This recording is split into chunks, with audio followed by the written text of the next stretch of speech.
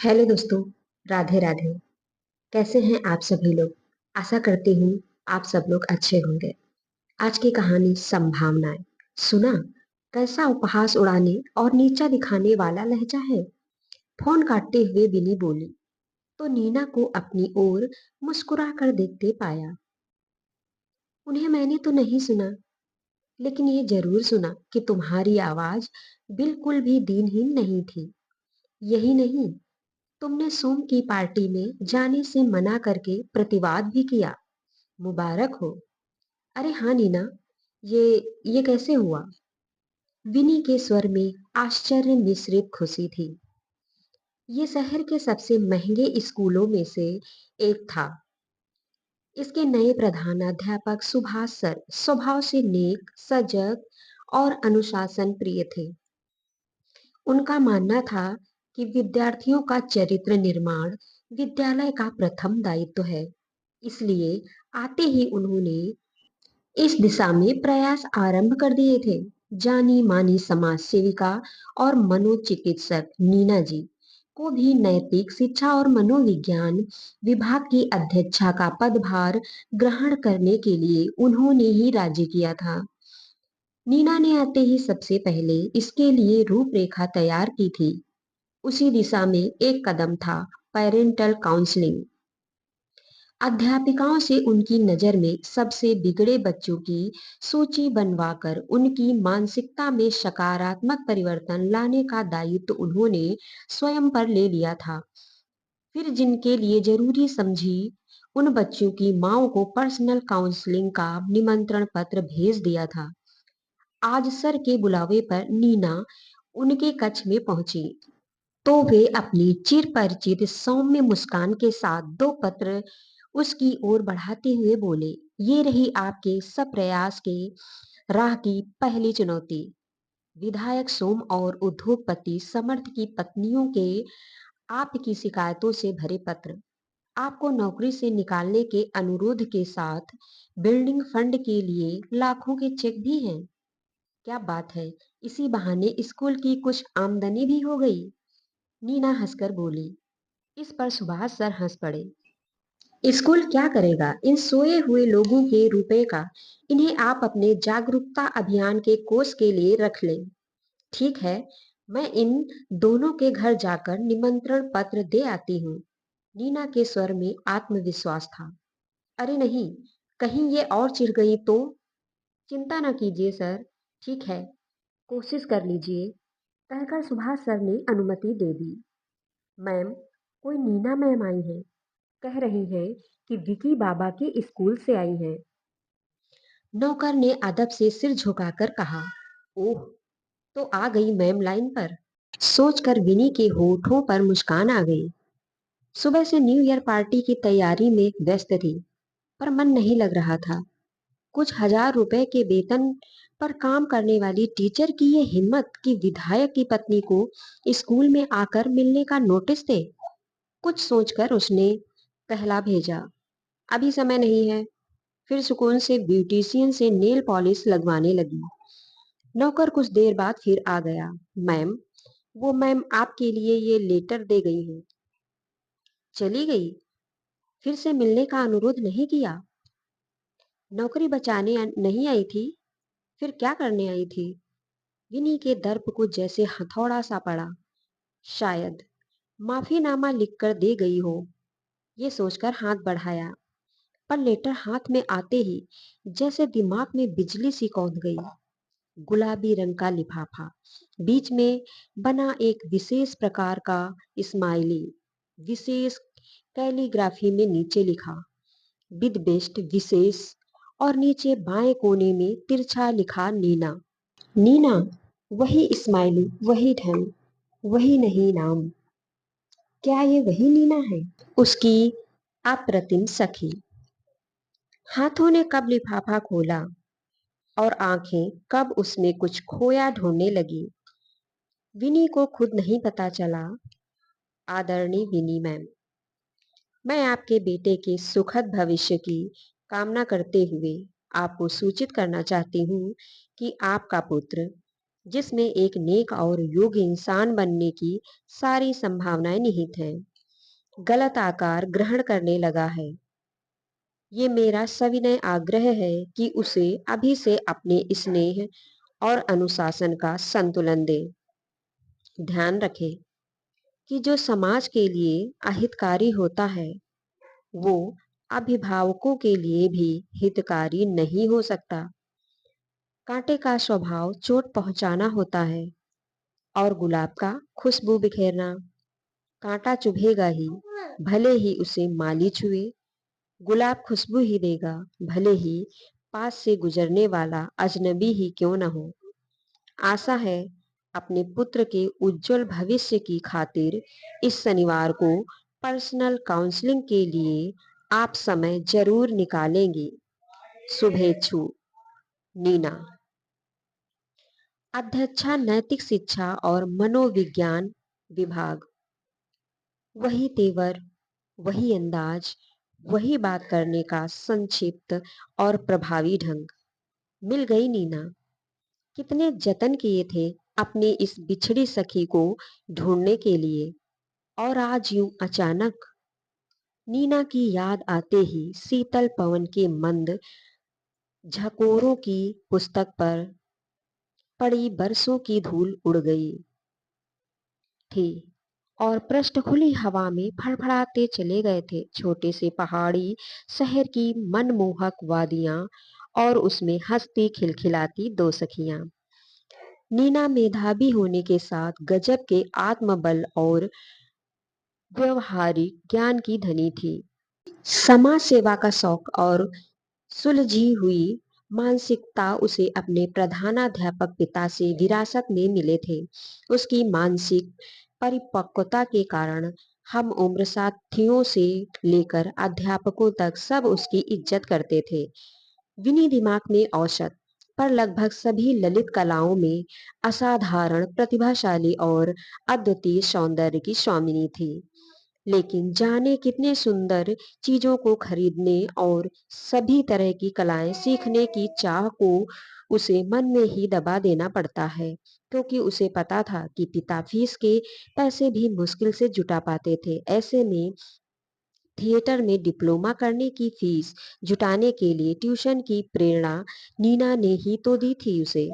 सिर्फ प्रेरणा ही नहीं, हर तरह से साथ भी दिया था। कॉलेज के अंतिम वर्ष में थी विनी, जब वार्षिकोत्सव में विख्यात उद्योगपति अपने परिवार के साथ मुख्य अतिथि थे और वे नृत्य नाटिका की मुख्य नायिका उनका बेटा सोम उसकी खूबसूरती पर ऐसा मुग्ध हुआ कि उसने अपने पिता द्वारा विवाह का प्रस्ताव भिजवा दिया था। दो और बेटियों के विवाह तथा बेटी की पढ़ाई के खर्चे में उलझने उसके गरीब पिता को भला क्या एतराज हो सकता था।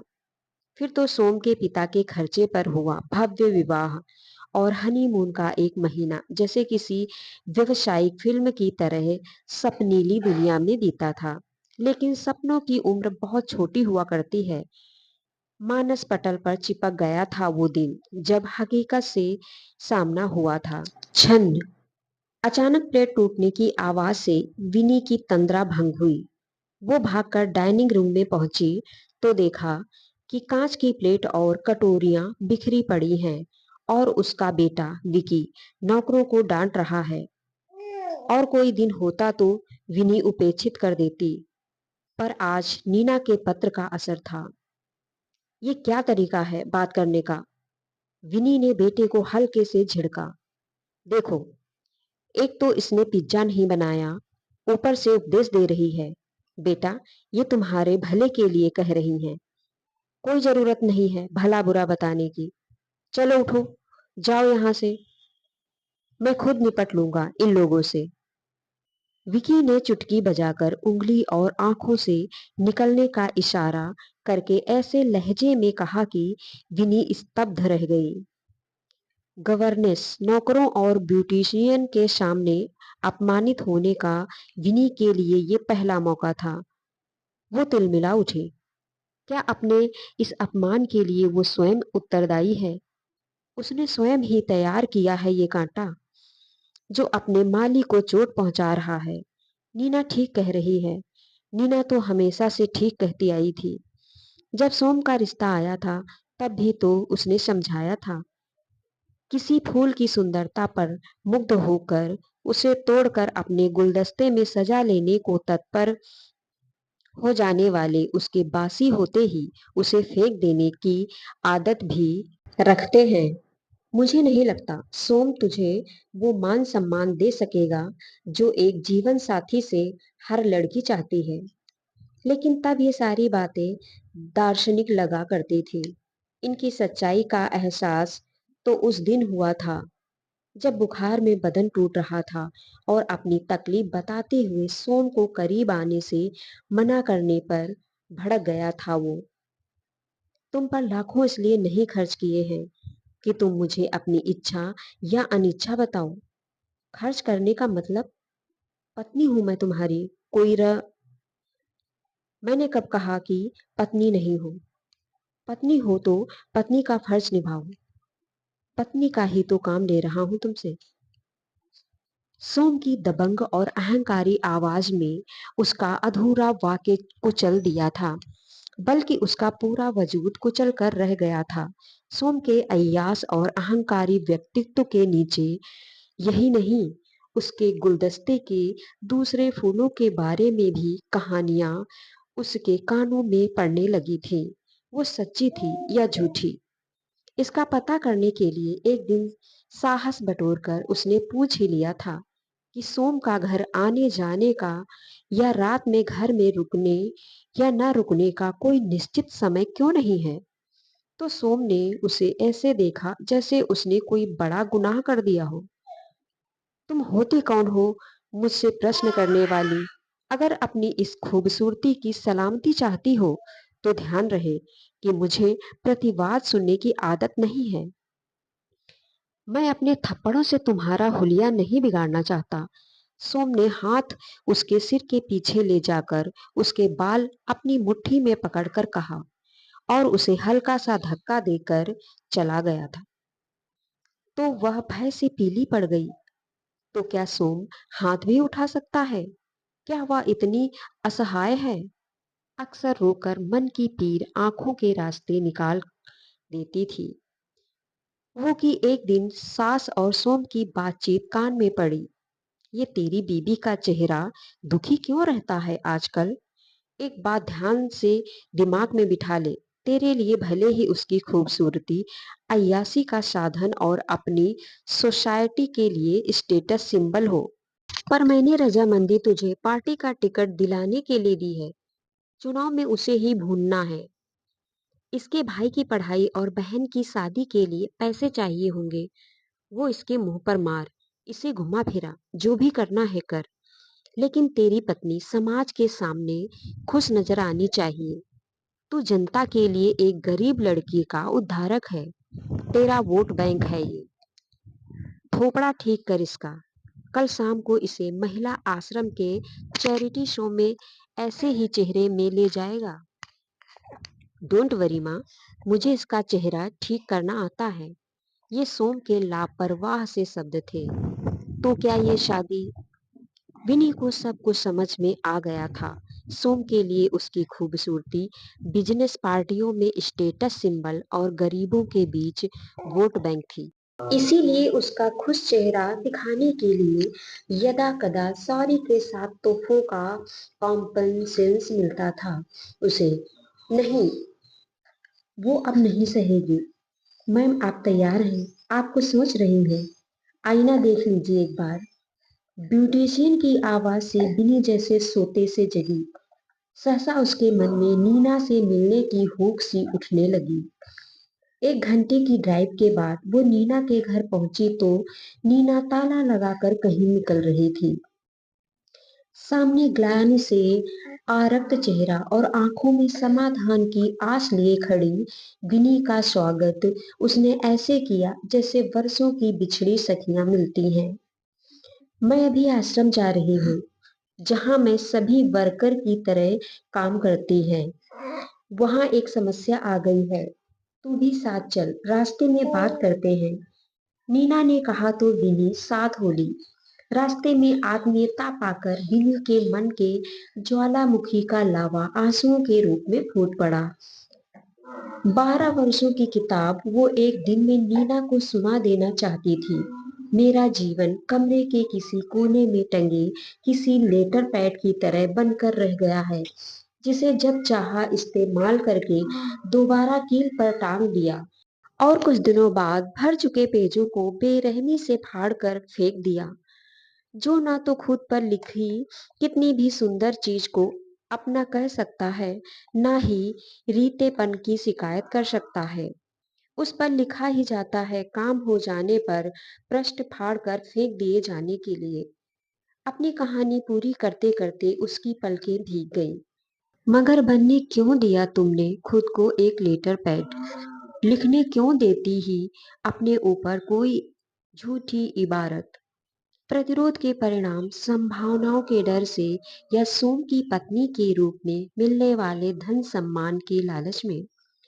बड़ी देर से धैर्य के साथ विनी की कहानी सुन रही नीना ने विनी की आंखों में सीधे देखते हुए बात आगे बढ़ाई। विनी, इंसान का मन लेटर पैड होता तो इंसान त्रासद के पन्ने फाड़ कर फेंक न देता।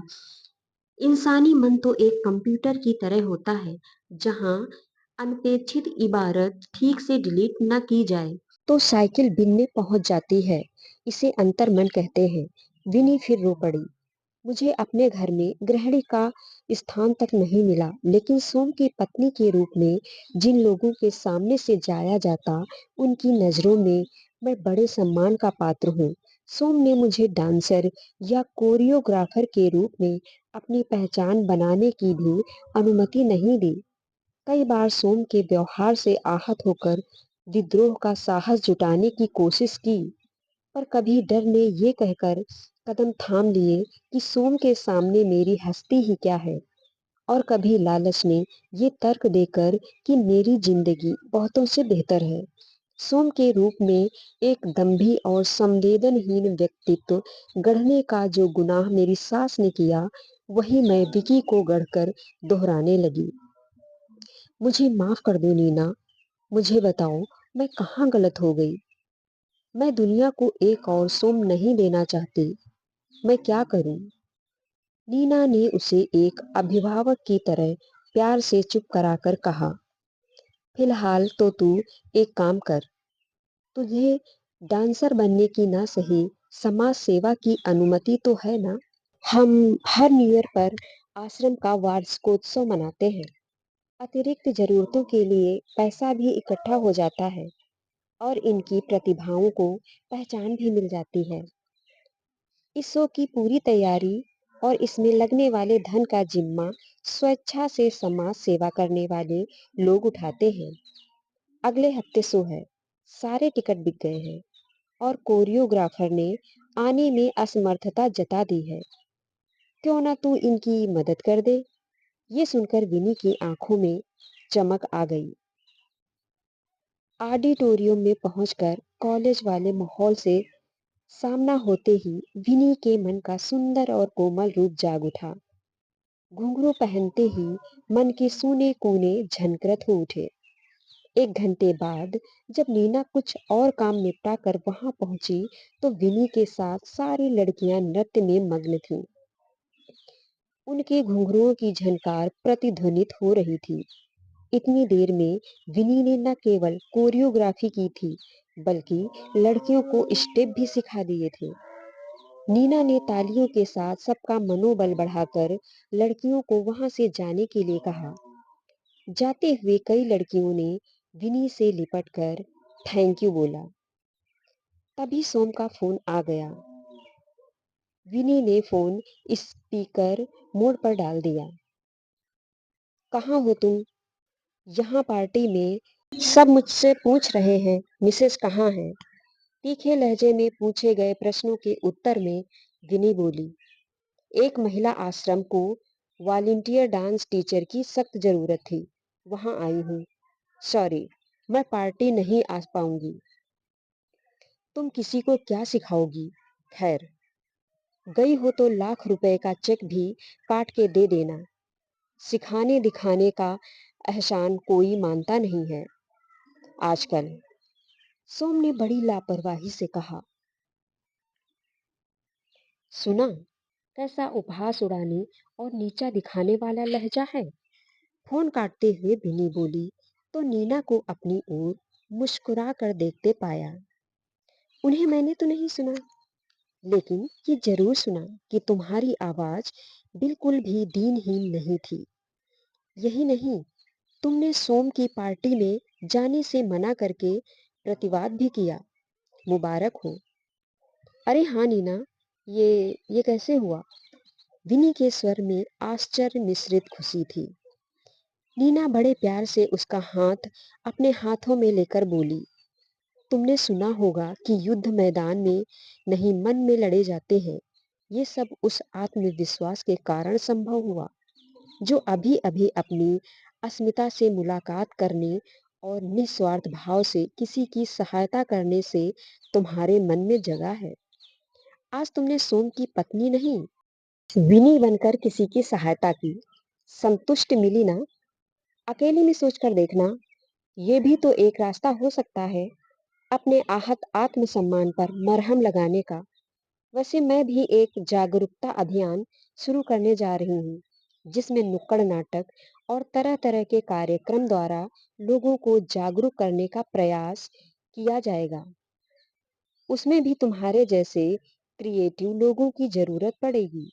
विनी, ये तो सब जानते हैं कि संतुलित आहार लेने से शरीर की प्रतिरोधक क्षमता का विकास होता है, जो बीमारियों से रक्षा करती है।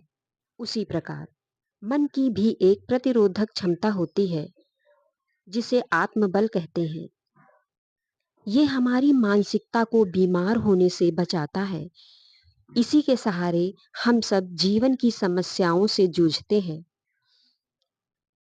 इसका विकास अपनी प्रतिभाओं को पहचान कर उन्हें तराशने और दूसरों की सहायता करने से होता है। अब तू अपने जीवन की समस्याओं का क्या निराकरण निकालती है, ये तुझ पर निर्भर है। लेकिन अपनी संतान की मनोवृत्ति को दूषित होने से बचाना तेरा कर्तव्य है। तू इससे मुंह नहीं मोड़ सकती। प्रफुल्लित विनी घर लौट रही थी। आज ऑडिटोरियम के आईने में अपनी बरसों पुरानी छवि देखकर विनी के मन में एक नया आत्मविश्वास जागा था। घर आते आते उसने निश्चय कर लिया था कि उसे अपनी संतान की मनोवृत्ति को दूषित होने से हर हाल में बचाना है। इस काम में नीना का मार्गदर्शन उसे मिलता रहेगा। ये आश्वासन उसका मनोबल बढ़ा रहा था। रही बात उसके अपने आत्मसम्मान की, तो वो जानती थी कि समाज सेवा ऐसा क्षेत्र है जिसके लिए सोम कभी मना नहीं करेगा और अपनी प्रतिभा के जरिए भी वो समाज सेवा कर सकती है। इस विचार से ही उसके पैर थिरक उठे थे। पर आकर सबसे पहले उसने अपने सर्टिफिकेट्स ढूंढे, फिर अपने घुंघरुओं को दीवार के अंधेरे से बाहर निकालकर झाड़ने पोंछने लगी। तो दोस्तों, कैसी लगी आपको ये कहानी? कमेंट करके हमें अवश्य बताएं। Thanks for watching.